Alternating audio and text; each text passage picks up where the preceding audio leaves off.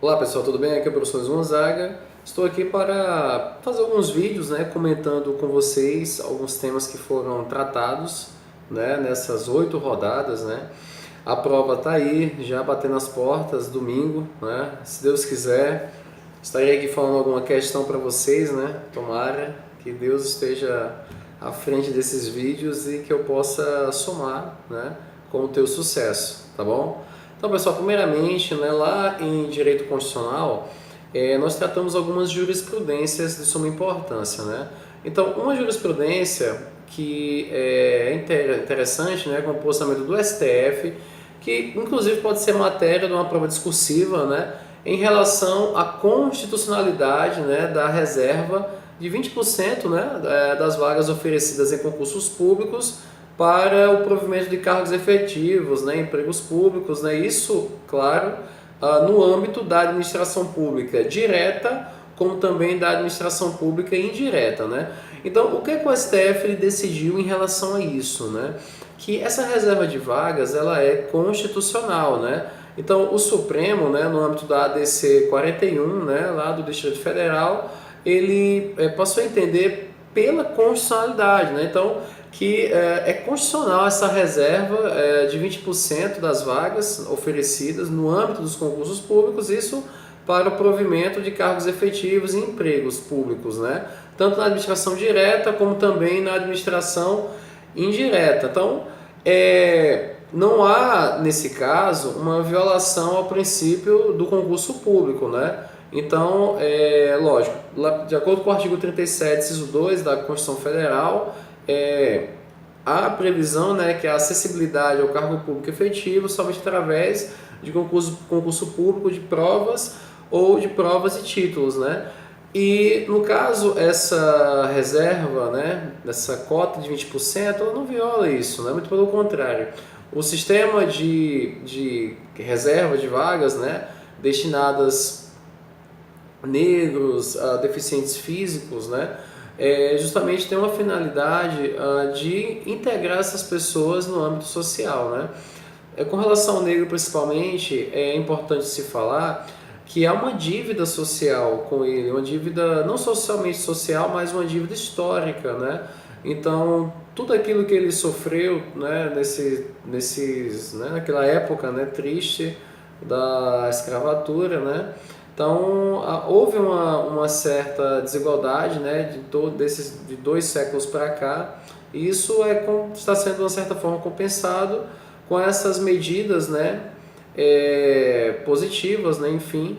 Então, isso tem essa finalidade, a questão das cotas, Mas e o Supremo entende, que no caso essa reserva ela é constitucional, então isso é o fundamento, Tá bom? Então, essa reserva ela não viola o princípio do concurso público, Isso, claro, tendo em vista que para serem investidos nos cargos públicos, os candidatos negros, como também o deficiente, enfim, ele tem de ser aprovado no concurso, Então, caso eles não atinjam o patamar mínimo, sequer eles disputarão as vagas destinadas, a eles. Então, não há nenhuma violação ao concurso público. Lembrando que também há um cunho de dignidade nisso aí, Lembrando que a dignidade da pessoa humana é o princípio base, do nosso Estado democrático de direito, fundamento da República, conforme o artigo 1º, inciso 3º da nossa Carta Magna. Então, isso tem que ser lembrado, tá?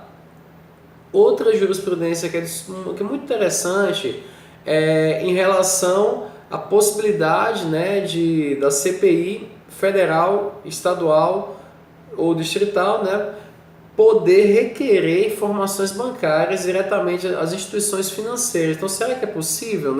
Então, o que ficou assentado? As CPIs federais e estaduais, então no âmbito federal, no âmbito estadual, então essas comissões parlamentares de inquérito, no exercício de sua competência, no âmbito federal como também no âmbito estadual, elas poderão obter informações e documentos também sigilosos diretamente das instituições financeiras. Então, CPI federal, CPI estadual, pode, não tem problema nenhum. Em relação à CPI municipal, né, prevalece o quê? Que ela não pode. Então, a CPI municipal não pode requisitar dados bancários diretamente das instituições financeiras, né? Então, pessoal, as CPIs elas terão poderes de investigação, né? Claro, próprio das autoridades judiciais, além de outros previstos nos regimentos internos. Tranquilo. Agora, a CPI estadual e federal pode requisitar diretamente, né, esses dados, já a CPI municipal não poderá, tudo bem? Não poderá.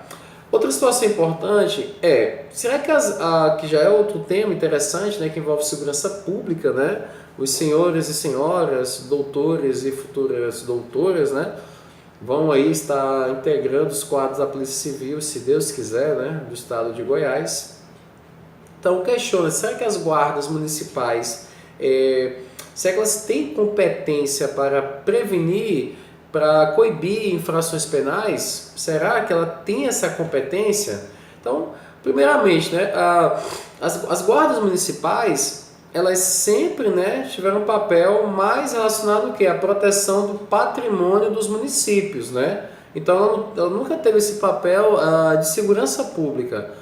Agora, houve uma lei nova aí de 2014, a Lei 13.022, que justamente se chama de Estatuto das Guardas Municipais, enfim. Então, essa lei ela ampliou, né, a interpretação, prevendo o quê? Que as guardas municipais, né, elas podem, né, colaborar de forma mais intensa com a segurança pública, né, nas cidades, atuando inclusive em parceria o quê? Com a Polícia Civil, com a Polícia Militar, como também com a Polícia Federal até, né? Então a segurança pública hoje ela é integrada, né? Então lá no artigo 5º, inciso 2 da Lei 13.022, traz lá uma das competências das guardas, que justamente é o quê? Olha só o que fala, que é a competência das guardas municipais, prevenir e inibir, né, infrações penais, como também atos infracionais. Então, conforme a Lei 13.022 de 2014, passou a ser a atribuição das guardas municipais, né, competência delas, a prevenção, como também a coibir, né, infrações penais e atos infracionais. Então, hoje a prevenção no âmbito da segurança pública, né, no combate ao crime, não pertence somente às polícias, mas também passa as guardas municipais a terem essa atribuição. Então, outro tema aí que eu observo né, ser muito interessante para cair na prova de vocês, tá? Outro ponto, com relação à imunidade, né? Então, será que aquela imunidade formal, né, que está lá no artigo 51 da Constituição Federal, será que ela se estende aos codenunciados, né, aqueles que não se encontrem investidos nos cargos de presidente da República, vice-presidente da República, ministro de Estado, né? Então, primeiramente, o que é que o STF ele decidiu, né? Então, lá no âmbito do julgamento da ADI 1628 do Acre, né, o STF ele firma o entendimento de que a imunidade formal prevista no artigo 51, inciso 1, né, e no artigo 86, caput da nossa Carta Magna, não é extensiva aos codenunciados, né?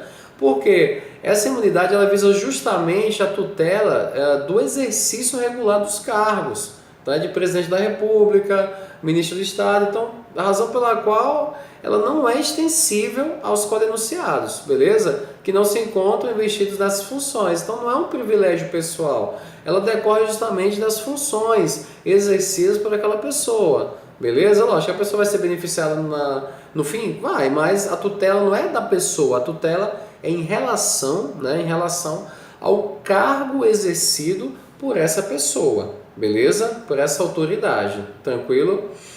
Outra situação, né, já avançando outro tema de direito constitucional, em relação à natureza jurídica do preâmbulo. Primeiramente, rapidinho, né, prevalece o que? A tese da irrelevância jurídica, né? Então essa tese fala o seguinte, que o preâmbulo ele situa-se o que? No domínio da política, não há, sem relevância jurídica, ele não tem relevância jurídica. Então, o preâmbulo, ele na verdade, ele reflete uma posição ideológica do constituinte originário, né? Então, ele situa-se no âmbito da política. Então, mais uma vez, eu repito, com relação à natureza jurídica do preâmbulo, adota-se a teoria da irrelevância jurídica, beleza? Irrelevância jurídica. Outra situação de direito constitucional também muito interessante é a chamada reação legislativa, né? O que é que vem a ser, né? Na verdade, nada mais é que a não vinculação do Poder Legislativo aos julgamentos do Supremo Tribunal Federal. Por que isso? O legislador ele pode superar a jurisprudência, né? Então, o legislador ele pode, por uma emenda constitucional ou uma lei ordinária, superar a jurisprudência. Então, isso é a reação legislativa, né?